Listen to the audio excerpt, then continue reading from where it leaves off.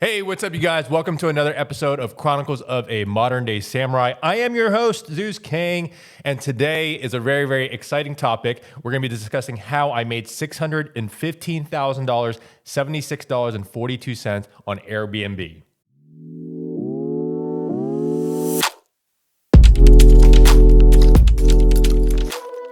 All right, we'll get right into it.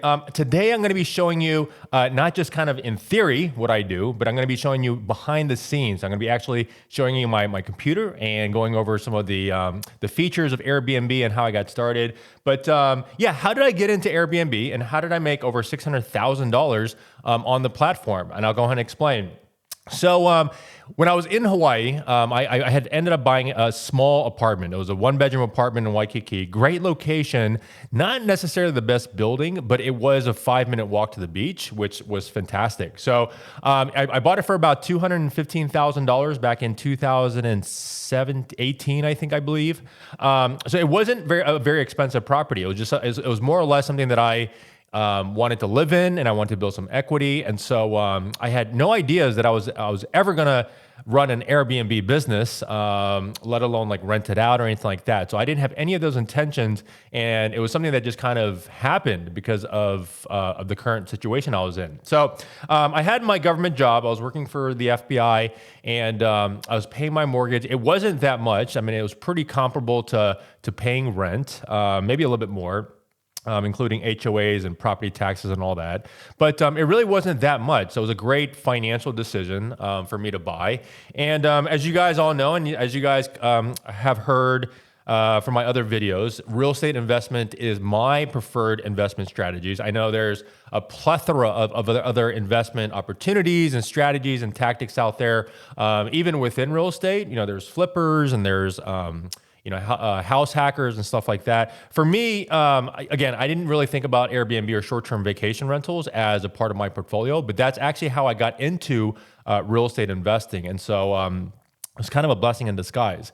So when I was getting ready to actually quit the FBI and go about my one-year travel, my backpacking trip that I had planned for, the scary question of like, okay, what do I do with my property?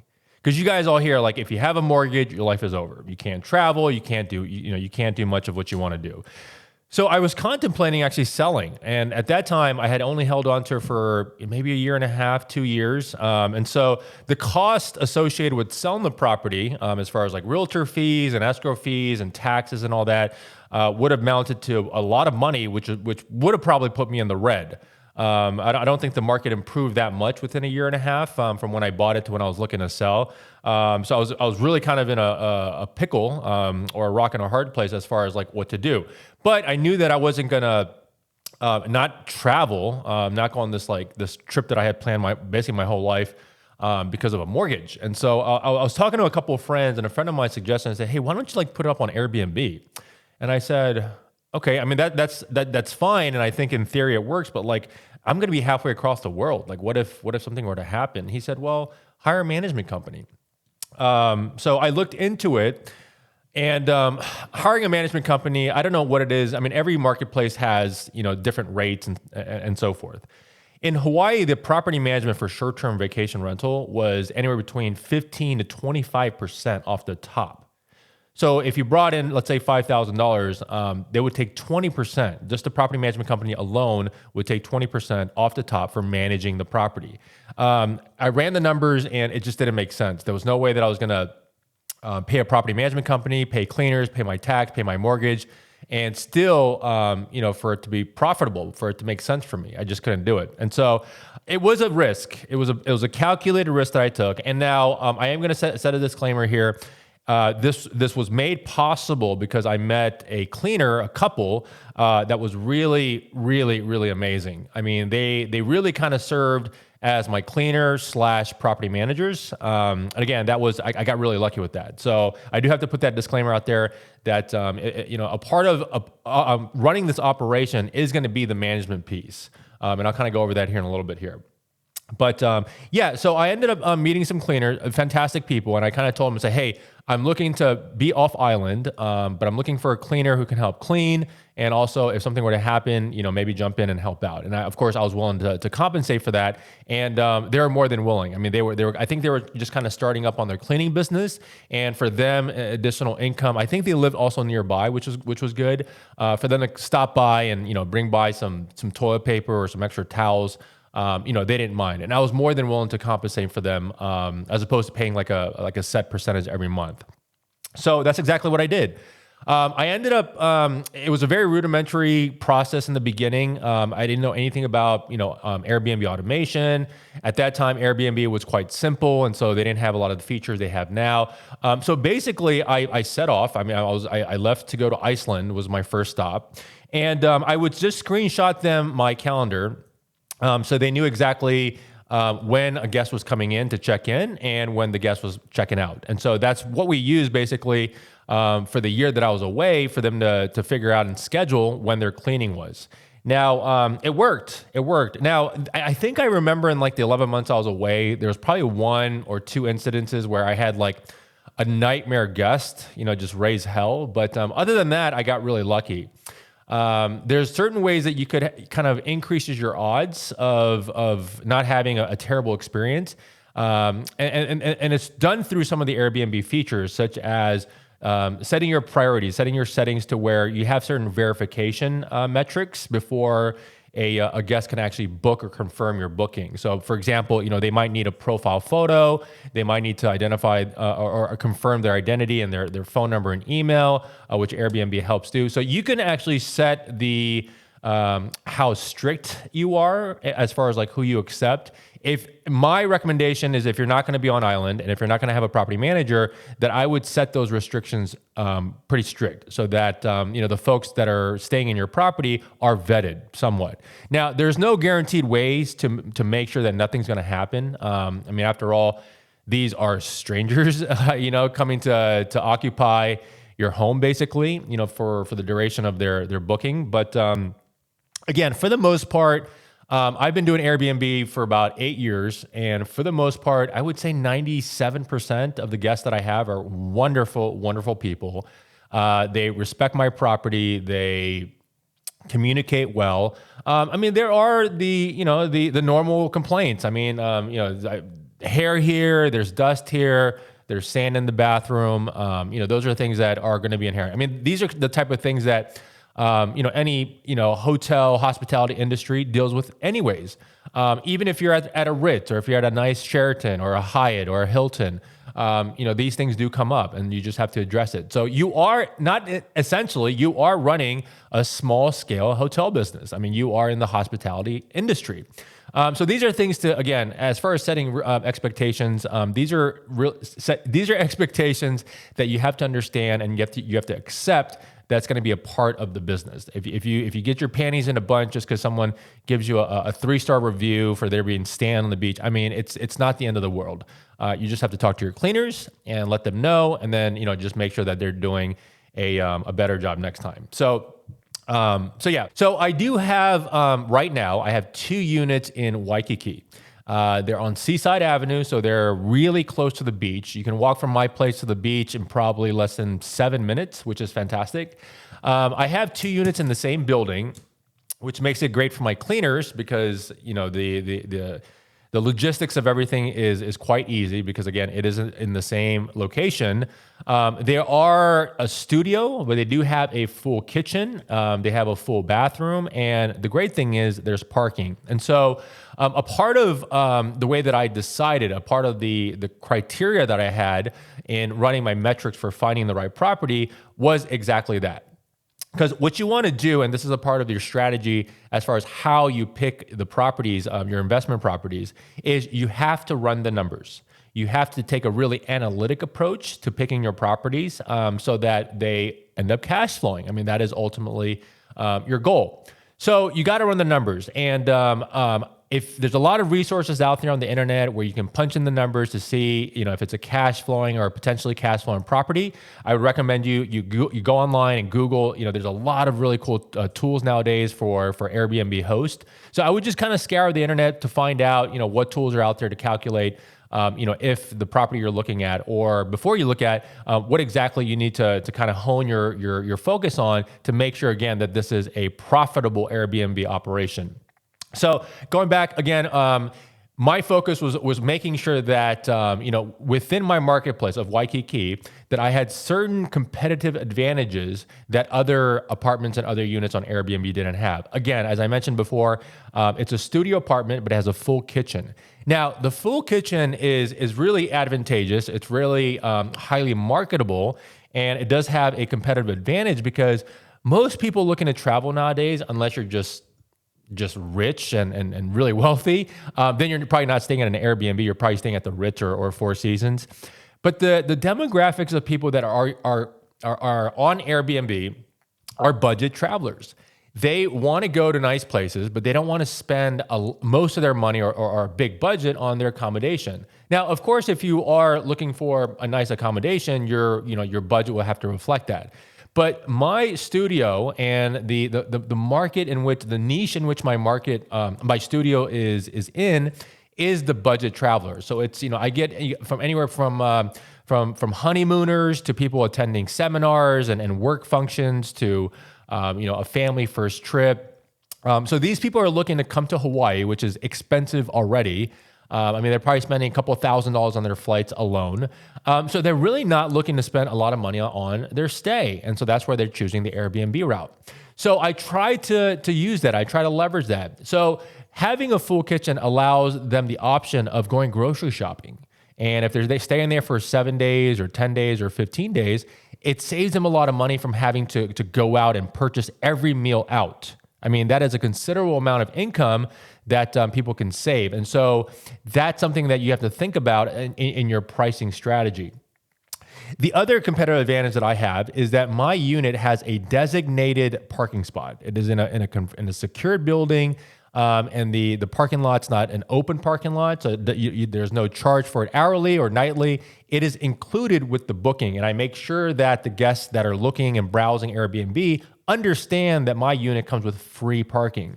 Because in Hawaii, in Waikiki, you're looking at anywhere between I've seen parking upwards of $50 a night to park your car. And most people that come to Hawaii usually end up getting a rental vehicle because, they want to see the island. They end up renting a Jeep Wrangler and kind of, living out their fantasies of seeing the island that way, which is fantastic. So having free parking, again, in their mind, they're saving another $25, again, to $50 a night.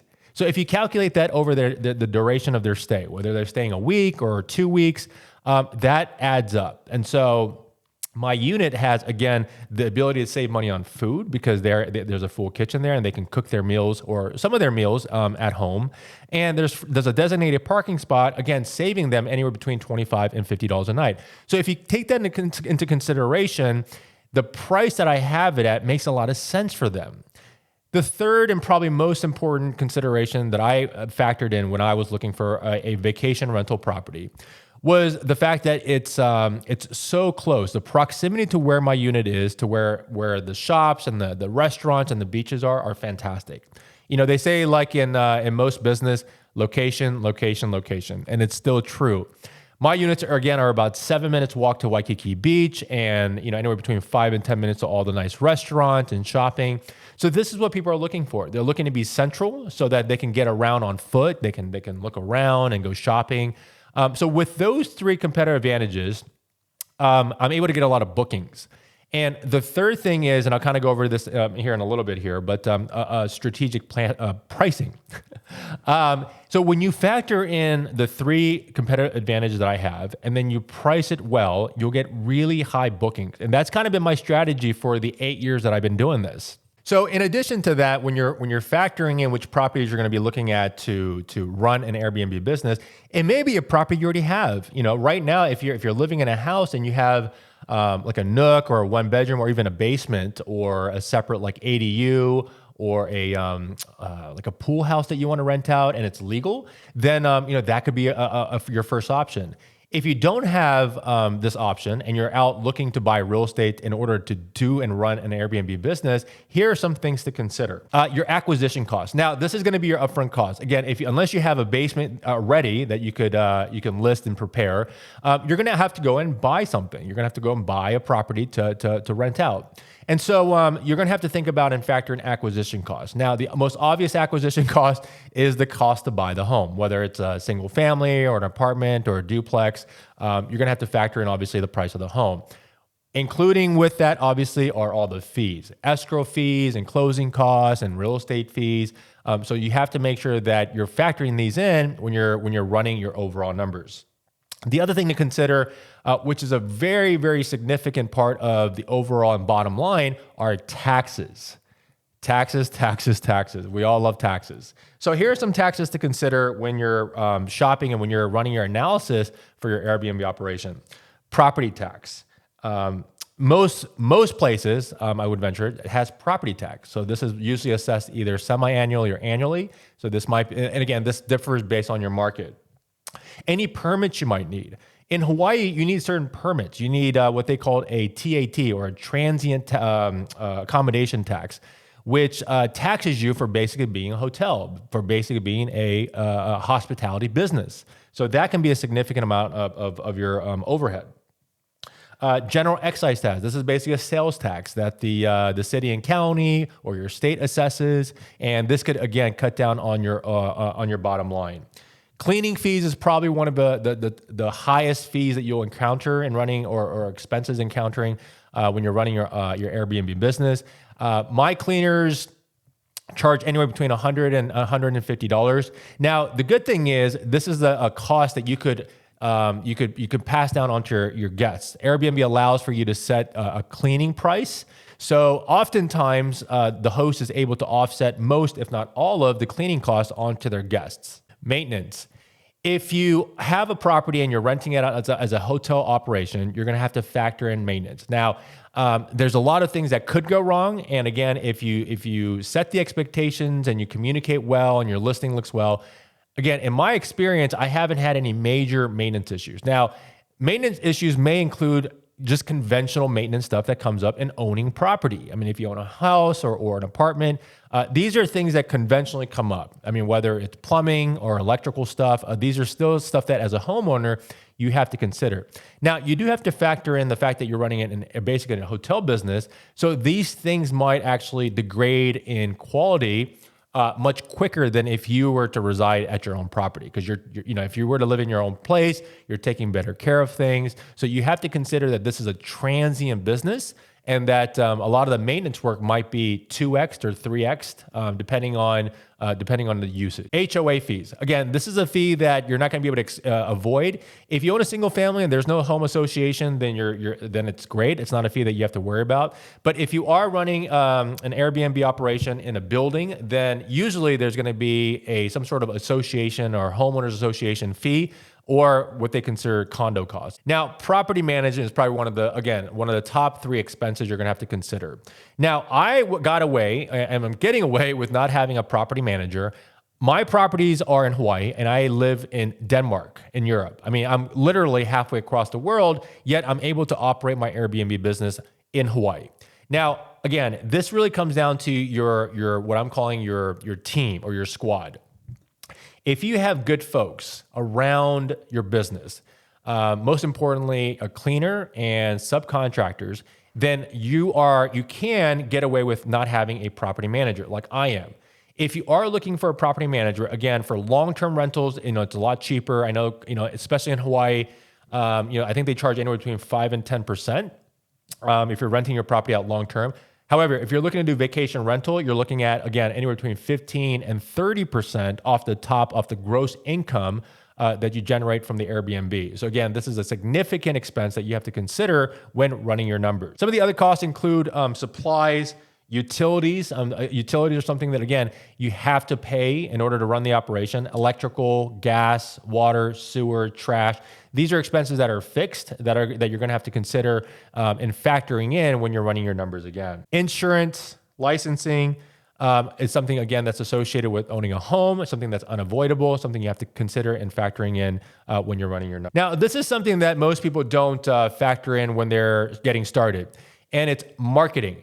Now, you don't necessarily have to spend money on marketing outside the platform, but if you consider that Airbnb takes 3% from the income, from your income, then that is considered kind of marketing, because the platform itself is a generator of business, of leads. So in my eyes, I consider that 3% marketing cost, because Airbnb's platform is allowing me to list and is marketing my 2 properties in order for me to get guests. And so factor in the 3% off the top from Airbnb as a reservation fee. Now, you've watched this video, you've done your research, you've done your due diligence, you've scoured Google and asked ChatGPT about all these questions, and you feel ready. So how do you get started? Let's say, for example, you've identified your property and you're actually in the process of purchasing it, or you have a basement that you're ready to get going on. So how do you get started? The thing that's very important, probably one of the most important things about running a successful Airbnb is to get guests. Now, I'm pretty sure that if you've ever used Airbnb before, you know the importance of good quality photography. And so my recommendation, without a doubt, is to hire a professional real estate photographer. You're going to want to save that extra $300, $400, $500 and do it on your iPhone. Unless you're a professional photographer and you feel really comfortable doing it, again, it's going to be worth it's every dollar of it. It's going to be worth everything that you put in gold by hiring a real estate photographer. Again, I know it's an upfront cost, and it may be a couple $100 depending on the size of your home and everything. But I'm telling you right now, it's going to be worth it, because when people click on your listing, or even before, when they're scrolling through and they see a thumbnail and it doesn't look great, it's dark, it's out of focus, it's not framed correctly, people are just going to go right by it to another listing that looks great, that looks clean, looks bright, it looks very inviting. And so I would highly recommend that you hire and you invest that money early on to get a professional real estate photographer to take photos of your Airbnb. Choosing the right platform. Now, we are talking about Airbnb specifically on this video. However, there are other platforms out there that you can leverage. There's VRBO, for example, which is another competitor of Airbnb. There's Booking.com. So really kind of research as far as which platform really fits your needs. Of course, I have been a fan and a user of Airbnb, again, for almost a decade. I really enjoy the platform. The user and the guest and the host experience has been great. Their customer service is great. So I prefer to use Airbnb. Now, a lot of hosts that are out there that run multiple properties actually use cross platforms. So they may advertise and have their listing on multiple platforms like VRBO and Airbnb, and sync the calendars so that they're not getting double bookings. Now, again, I've had the fortune of being able to use solely one platform of Airbnb, so I haven't had the need to list my property on any other platform. But if you have issues with booking and vacancies, and you want more bookings, that's always an option that you can look into, to use multiple platforms in order to market your property. Now, when you have the photos ready and you're ready to go, open an account. Obviously, that's step one. Now, when you open an account and you're beginning the process of listing your property, my recommendation is to take your time. Take meticulous notes and be very, very meticulous about what you write, because ultimately people are going to look at photos and then they're going to look at the description.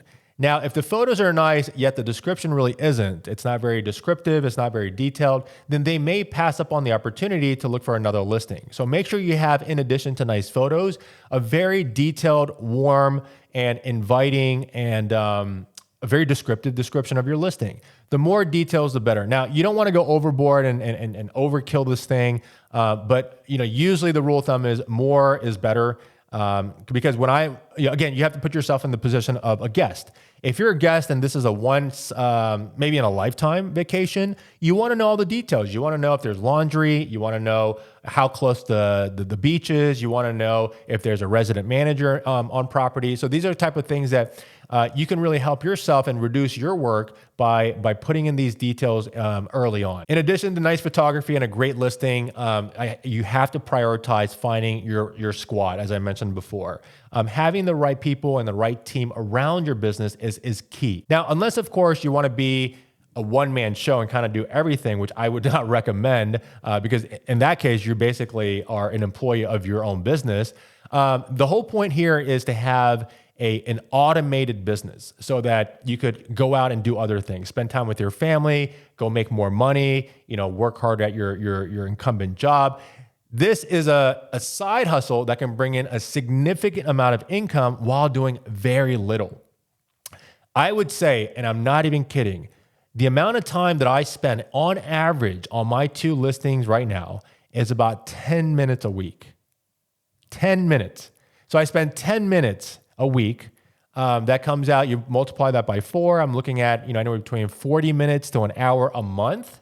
And I'm bringing in over $11,000 in gross rental income. So that is what you call automation. Again, and that's the whole point that I'm sharing of how you can leverage the Airbnb platform in order to make automated residual income. Now, here are some tips for you guys starting off. If you're a seasoned Airbnb host, you probably know these things. So these are more or less for beginners, but here are some tips that'll really help you leverage the platform in order to get the most out of it. Leverage automation. Now, when I first started Airbnb, they didn't have a lot of these features and tools.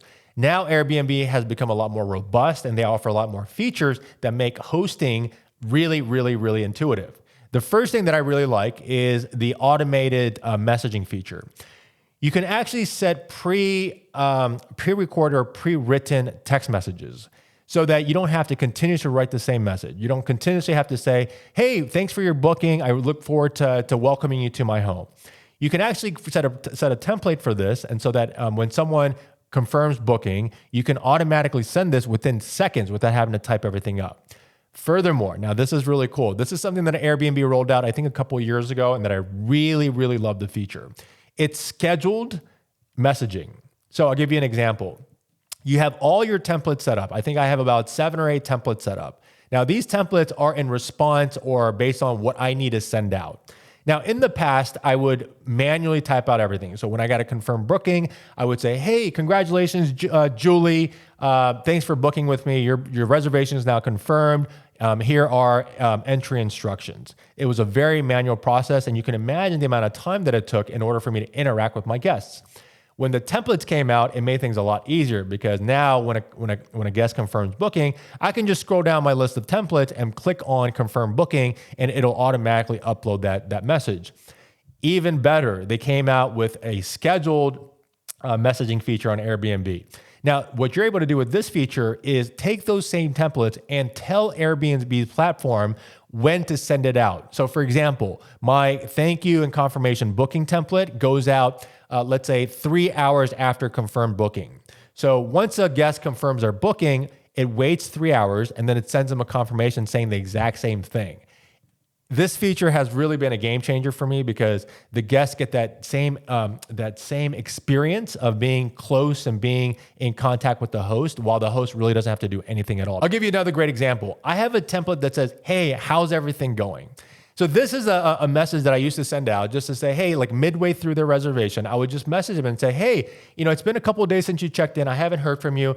If all is well, then have a wonderful vacation. But if anything comes up that is causing any inconveniences for you or concerns, please let me know. I'm here to help.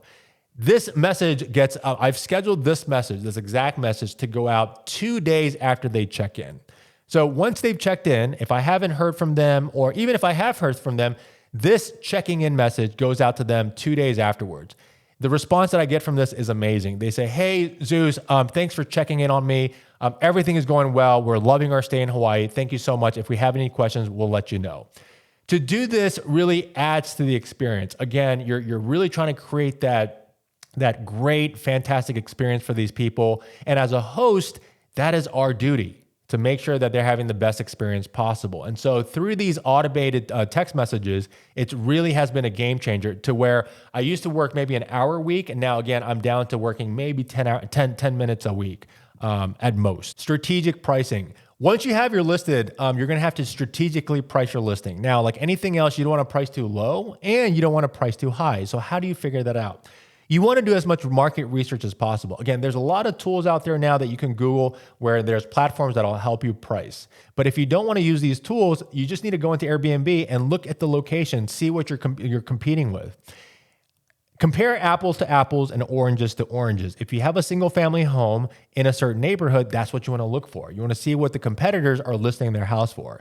Now, you want to be careful because, again, this is very similar to selling your house. You don't want to take your house that's 30 years old without any renovations and compare it to a home down the street that's fully renovated. It just wouldn't make sense. So again, try to compare as closely as possible, apples to apples, to get an accurate pricing for your listing. Airbnb does offer a really great tool called Smart Pricing. And so what you can do as a host is set the parameter. You can set the range as far as the low end and the high end. For example, I've set my smart range parameter to $150 up to $200. And there's a smart pricing feature that has been enabled. This means that I'm giving Airbnb the range of going down to as low as $150 and up to as much as $200. Airbnb uses their algorithms to fluctuate and change prices continuously based on the market and based on their data. But again, it stays within that parameter. Now, if I wanted to increase it to 220, 225, I can. And if Airbnb's platform and algorithms deem that the listing actually does warrant the $220 a night price, then it'll change it automatically. You're going to have to really be careful with this, kind of play around a little bit. I would recommend that you set your parameters quite tightly in the beginning. That way you can have more control over the pricing. But this is a great feature. Again, if you're not sure, then you can play around and set your parameters and allow Airbnb's algorithms to set the price for you. If you're like me, you want to have full control of your pricing, then I do the research myself and I research kind of, what the market is doing. Even for Hawaii, for example, it's very seasonal. So you have high season, low season. So Airbnb does take into account seasonality for their pricing. So it's a great option for you to look into as well. Now, Airbnb has a great feature called Superhost. Now, I think they do this every quarter. So if you meet a certain criteria, minimum criteria as far as cancellation rate, booking rate, response time, and reviews, then you become a superhost on Airbnb. Now, for me, it's been a priority for me to have superhost status every single quarter, and I think I've had it almost the whole time I've been on Airbnb for 8 years, with the exception of maybe 1 or 2 quarters where I didn't hit it. But being a superhost has a lot of advantages, and so Airbnb is rewarding guests for getting great experiences. So what comes with Airbnb Superhost status? First of all, you get a $100 gift card, so you can use the $100 towards your own experience when you travel. It's always a nice perk. But the real big thing is you get prioritized on your listings. And so if someone is looking in that area and it fits what they're looking for and you're a superhost, they can actually filter out all the listings that are not superhosts. And this is something that I personally do. For example, if my wife and I are going somewhere and we're using Airbnb, I make sure that, of course, it's in the location that we want, but I filter down to only the superhosts because that way I know that my experience in staying there is going to be great. So when you achieve superhost status and people are looking for superhosts, you'll pop up on the search versus if you're not a superhost and you get aggregated with all the rest of the people. And so as a host myself, and if you're looking to host, really focus on and study what the parameters are for qualifying as a superhost, and really set your goals to achieving that benchmark every single quarter. And I assure you that you'll get more bookings and be able to yield a higher price for your listing. Again, these are just my strategies. People may have different strategies for their listing, but for me, instead of trying to get another $10 a night, which may make the difference between someone booking your property and not, I focus on vacancy rates. And so my vacancy right now is about 89%. So that means 89% of the time, my units are rented out. For me, that's more important, and that helps my bottom line even more than getting another $10 a night. Because think about it. If you go 4 days without, in 4 days, there's no guest in your unit, and let's say, for example, your unit's at $175, that's a lot of money. So if you're trying to price it a little bit high to get an additional $10 and you get 4 days of vacancy, you're losing out on that opportunity. I mean, that's hundreds of dollars that you're losing out on.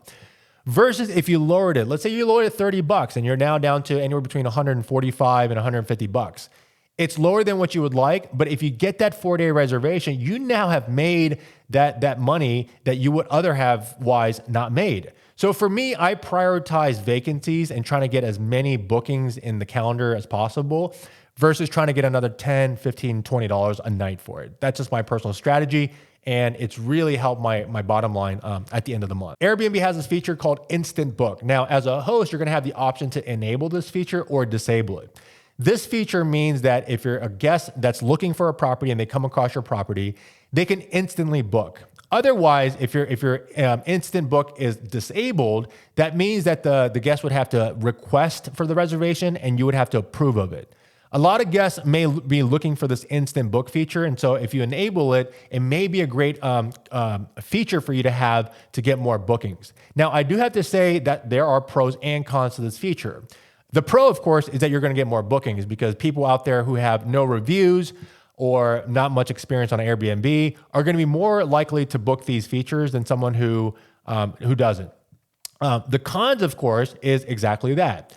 The people that are going to be looking for these instant book listings are also going to have very limited experience on Airbnb. So they may be a new user or they may have negative reviews. So that's something that you have to consider before you decide on whether you want to enable or disable this instant book feature. Now, one of the most important pro tips that I can give you is to take your time. Take your time in getting a good photographer. Take your time in assessing which investment property is right for this type of operation.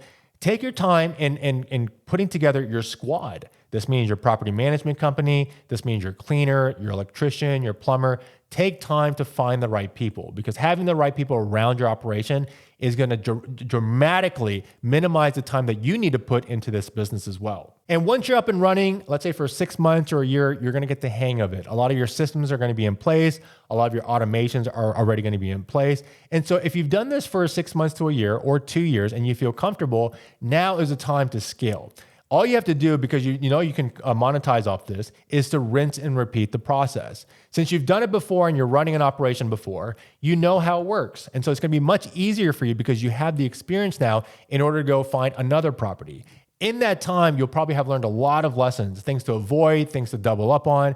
So your second property is going to be much easier in terms of what you're looking for and to help your bottom line. All right, let's now dive into my actual dashboard. Now, I'm going to be giving away everything here other than my password here. So if you have any questions about the platform or anything while we review this, feel free to leave a comment below and I'll be sure to answer it the best I can. All right, let's dive in. So if you log in here, this is my dashboard here. So you can see that I've been hosting for 8 years. My average rating is 4.77, which is great. It's almost close to 5. And I have almost 500 reviews. I am now a super host, as you can see here, as I talked about before. So yeah, this is my profile here. So we'll go into switch to hosting and we'll go into insights where I'll show you the inner workings. We'll go down to earnings. All right, so here we go. This is the nuts and bolts of what we're talking about. So I'm gonna go over here to view transaction history. Now, I did start this in August of 2015, so I'll go there. And we're currently in July. So you can see here that my total payout has been $615,076.42. That's right, guys. $615,000 that I made through Airbnb. Now, you can see here, and I've kind of broken it down. And what we'll do here is I'll kind of go over my annual figures. So from August 2015 to August 2016, I made a whopping $49,000. Now, at the time, again, I was traveling, and so this was a significant part of how I was able to travel. Now, let's fast forward. We'll go year by year. From 2016 to 2017, $51,870. From 2017 to 18, $49,172. From 2018 to 2019, $82,996. Now, I did, in this year, I actually ended up getting that second property. So you can see how the income nearly doubled. So from 2019 to 2020, we're looking at $77,341. 2020 to 2021, $74,247. Now, we all know what happened in 2020, 2021, COVID. So this was kind of a low number. We'll go from 2021 to 22. Now we're talking $140,000 in 2021 to 22. Now 22 to current, $135,000. So to break this down for this year, so that's from August 2022 to now. Now this does include, you know, a portion of last year. So that's why in that year it's 135. So again, I'm averaging now with the 2 units about $140,000. Now we'll take a look at from January of this year to now. Again, I've collected $73,998, so about about $74,000. Now, again, we do have a lot of time left in the year, so you know this number will go up. So yeah, we'll see. We'll go back into earnings. So you'll see here the payout, as I mentioned before, is about $74,000 year to date from January to today, July. What is it? July 16th. I've got another about $29,000 that I already have in existing bookings. So these are expected. And then you can see how it kind of tapers down. Now, a lot of people, believe it or not, end up booking kind of last minute. And so I usually get most of my bookings either between 4 to 6 months prior to whenever someone comes to vacation. So these will fill up. So if you're looking at, you see here on average, you know, anywhere between, I would say about $10,000 to $11,000 is what I'm grossing. You know, we're looking at, again, that kind of 130 to 145, I think I'll hit $150,000 for the first year this year. So we're looking at about $150,000 or $75,000 roughly per unit in gross income. All right, guys, there you have it. I've shown you the inner workings of how I run my Airbnb business. I've given you some really cool pro tips. Now go out there and get that business. I know we covered a lot here, and there's a lot more that I haven't covered. It would probably take me another 3 hours to go over all the features of Airbnb and my inner workings of the business. But at least that gives you kind of an overview of my Airbnb operation. Again, how I'm able to run 2 Airbnbs halfway across the world in Hawaii while I reside here in Copenhagen, Denmark. If I can do it halfway across the world, working 10 minutes a week, you can do it where you're at. So I would encourage you to get bold and to give this a try. Again, this is super easy if you have already a basement or an ADU that you don't use, or maybe a pool house that you can rent out. This is very easy to get started. I know a lot of people are doing it. If you're doing it and you're seeing success, I would also love to interact with you and get in touch with you.